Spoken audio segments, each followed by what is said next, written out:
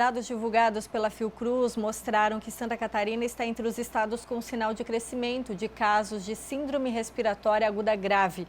Mas o que é essa síndrome respiratória? Quando é gripe e resfriado? E no caso das crianças, quais sintomas precisam ser observados com mais atenção? Eu recebo hoje a pediatra Marcela de Moraes Barros. Boa tarde. Boa tarde. Doutora Marcela, uma gripezinha, uma gripe convencional, ela pode evoluir para uma síndrome respiratória aguda grave?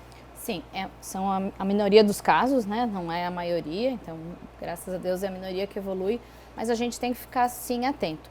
O que nos ajudou muito a diminuir foi a vacinação em massa. Então, a vacina da gripe, até se a gente for ver em números, ela não protege tanto quanto a gripe. Muita gente, mas eu tomei vacina da gripe e eu tô com gripe, que é diferente do resfriado, né?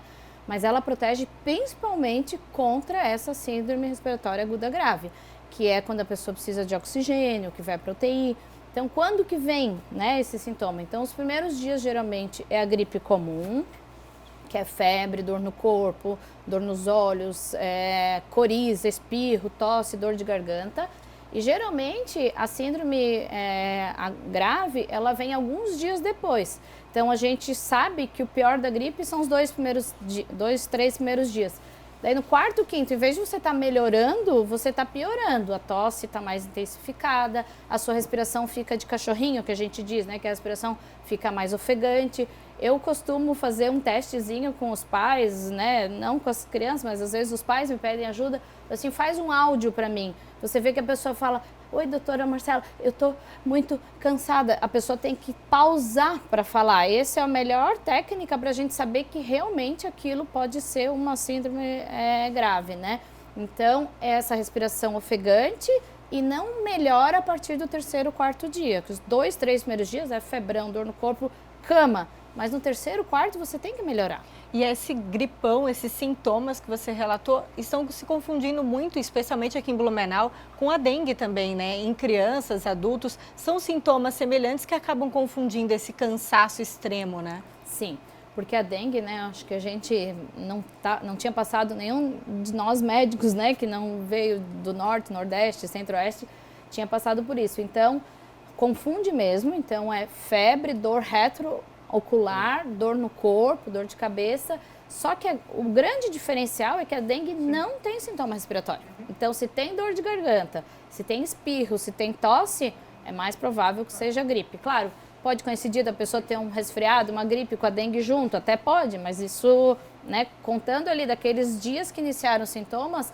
se tem sintoma respiratório, provavelmente é gripe ou resfriado ou Covid. E se não tem sintoma respiratório e a dengue, a dor retroocular é muito importante. A dor no corpo, as pessoas com dengue falam que parece que um trator atropelou, assim, o cansaço. Eu tenho a impressão que é muito pior que o da gripe. Mas claro que primeiro e segundo dia tudo é muito parecido, né? A gente tem acompanhado aí unidades de saúde cheias, né? Com muita procura, crianças, adultos, por causa dessa confusão de sintomas. Muitas vezes é um resfriado, é uma gripe, mas os sintomas não passam nos primeiros dias. Qual é o alerta para procurar, de fato, atendimento médico? Isso, então assim, não adianta ir no primeiro episódio de febre, dor no corpo, mal-estar no primeiro dia. Então porque o teste da dengue, quando a gente tem o antígeno da dengue, ele é ideal que ele seja feito nos primeiros 3 dias. Então não pode esperar o terceiro, quarto dia que a gente vai perder esse tempo do antígeno.